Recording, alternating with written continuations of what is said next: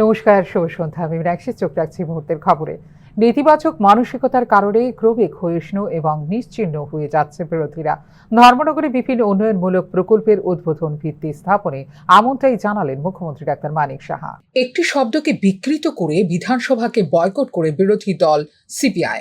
এই ক্ষেত্রে মুখ্যমন্ত্রীর আবেদনেও সাড়া দেয়নি তারা।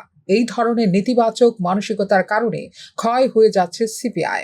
অপরদিকে টিম করে জ্বলছে কংগ্রেস, যা আগামী দিনে হয়ে যাবে নিশ্চিহ্ন। বুধবার ধর্মনগরে বিভিন্ন উন্নয়নমূলক প্রকল্পের ভিত্তিপ্রস্তর স্থাপন এবং উদ্বোধন করতে গিয়ে মন্তব্য করলেন মুখ্যমন্ত্রী ডাক্তার মানিক সাহা।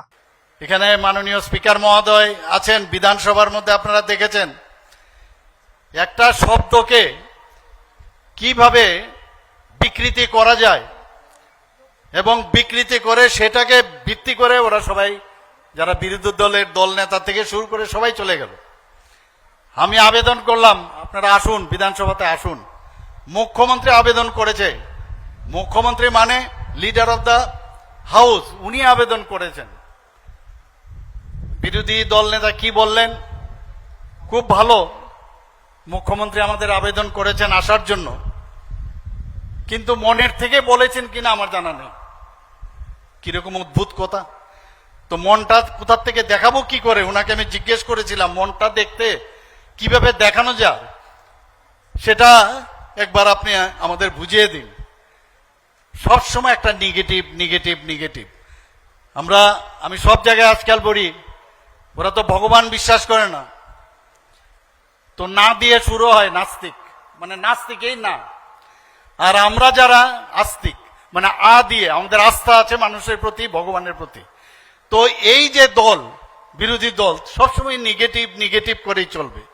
ওদের এই নেগেটিভিটি যাবেও না কোনোদিন, আর আস্তে আস্তে করে ক্ষয়িষ্ণু হয়ে যাচ্ছে। এখন নোটার সাথে এখন ওরা যুদ্ধ করছে। আর একটা বিরোধী দল আছে কংগ্রেস, হাতে গোনা 3 জন, মিটমিট করে জ্বলছে। নানা রকম নাটক, বিকৃতি করে কথা বলা, এইসব আমরা দেখছি। তারাও প্রায় ক্ষয়িষ্ণুর পথে। আমার মনে হয় আগামী দিন উনারাও কিন্তু নিশ্চিহ্ন হয়ে যাবেন। এই সরকারের সময়কালে কর বহির্ভূত রাজস্ব আদায় হয়েছে 236%, যা একটি উল্লেখযোগ্য দিক বলে এদিন জানিয়েছেন মুখ্যমন্ত্রী ডাক্তার মানিক সাহা। 2024-25 অর্থ বছর থেকে 22% বেশি অর্থ 2025-26 বাজেটে বরাদ্দ করা হয়েছে বলেও এদিন জানিয়েছেন মুখ্যমন্ত্রী ডাক্তার মানিক সাহা। এখন পর্যন্ত রাজ্যের নিজস্ব কর এবং কর বহির্ভূত যে রাজস্ব আদায় প্রায় 236% বৃদ্ধি পেয়েছে। ভাবা, এটা কিন্তু বুঝতে হবে, এটা চিন্তার করতে হবে যে কি করে এটা সম্ভব হয়েছে। 236% আমাদের এই রাজস্ব আদায় হয়েছে, যে কারণে আমরা বিভিন্ন ডেভেলপমেন্ট আমরা করতে পারছি। 2024-25 অর্থ বছরে 14,771.88 কোটি টাকা আমরা সেই বরাদ্দ ছিল।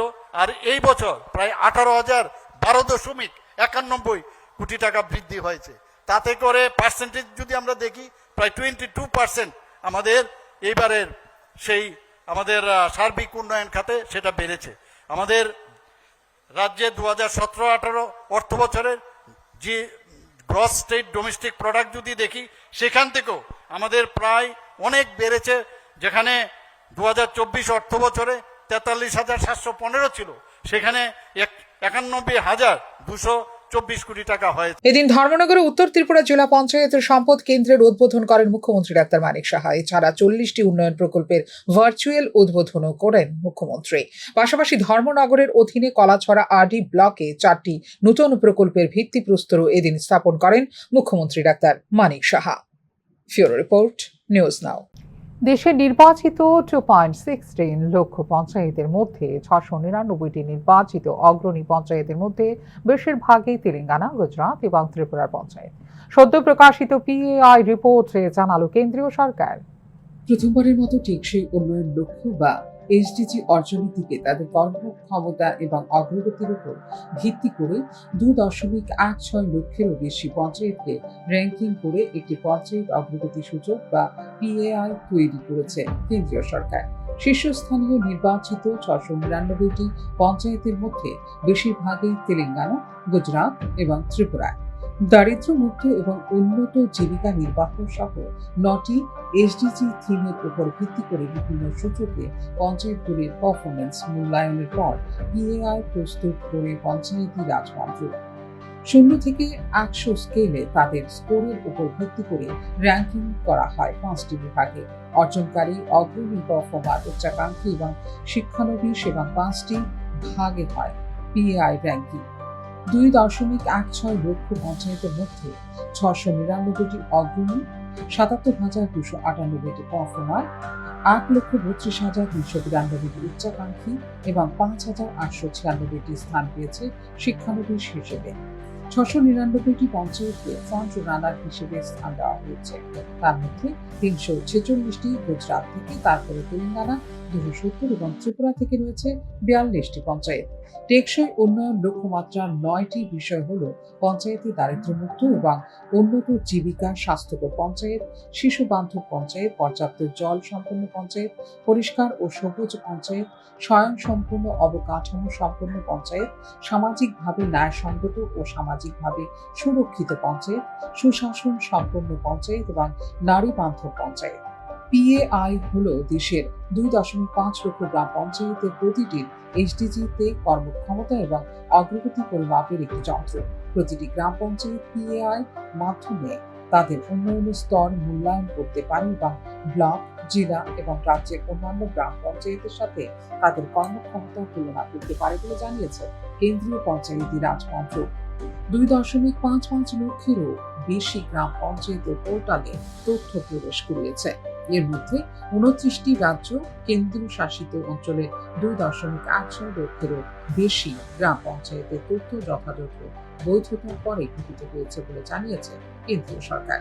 পিএআই প্রস্তুতিতে কেবলমাত্র সেই পঞ্চায়েতগুলিকে অন্তর্ভুক্ত করা হয়েছে যাদের তথ্য সংশ্লিষ্ট রাজ্য, কেন্দ্র শাসিত অঞ্চল দ্বারা যথাযথভাবে যাচাই করা হয়েছে।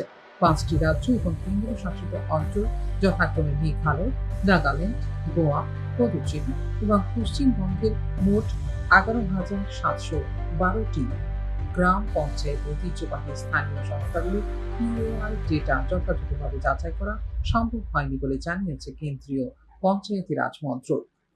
ফিউরো রিপোর্ট, নিউজ নাও। বুধবার তেলিয়ামুড়া ব্লক এলাকার বিভিন্ন গ্রাম পঞ্চায়েত এলাকার বিভিন্ন নির্মাণ কাজে প্রধানমন্ত্রী আবাস যোজনার ঘর, রাস্তাঘাট সহ একাধিক পঞ্চায়েত কার্যালয় পরিদর্শন করেন খোয়াই জেলার জেলা শাসক রজত পান্থ। এদিন বিবেকানন্দ নগর গ্রাম পঞ্চায়েত, 2 সিন্দ্রাই বাড়ি গ্রাম পঞ্চায়েত, সরটু করকুড়ি গ্রাম পঞ্চায়েত ইত্যাদি এলাকা পরিদর্শন করেন তিনি।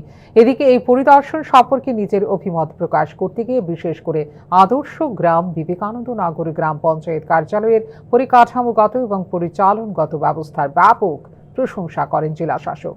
আগামী দিনে যাতে অন্যান্য গ্রাম পঞ্চায়েতের প্রধান সহ অন্যান্য জনপ্রতিনিধিরা বিবেকানন্দ নগরে গ্রাম পঞ্চায়েত পরিদর্শন করার মধ্য দিয়ে অভিজ্ঞতা অর্জন করেন, তার উপর গুরুত্ব আরোপ করে জেলা শাসক।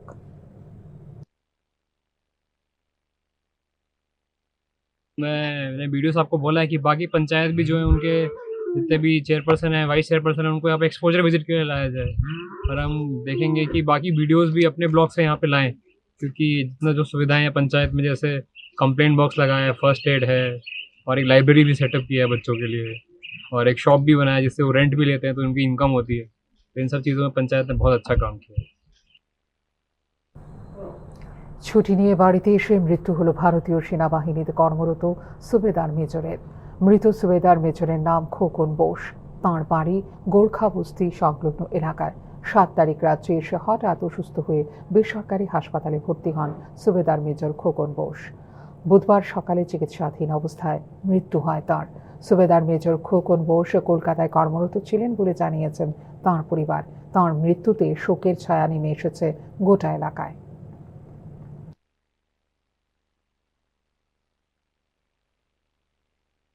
উনি একেবারে সুস্থ আসিল। উনার যে কমান্ডিং অফিসার সাথে আমার কথা হয়েছে, তো উনি কইছে তাই যখন আসিল এটা উনি ফিট হয়ে আইছিল, মানে সুস্থ, কিন্তু হঠাৎ যে কি হইলো আমরা বুঝলাম না। আফটার অল পোস্টমর্টম রিপোর্টের পরে টের পাওয়া গেল উনার কি হয়েছে না হয়েছে। চাকরি উনার 30 বছর চলতেছিল, লাস্ট 1 বছর উনার চাকরি আসিল রিটায়ারমেন্ট হওয়ার লাগে।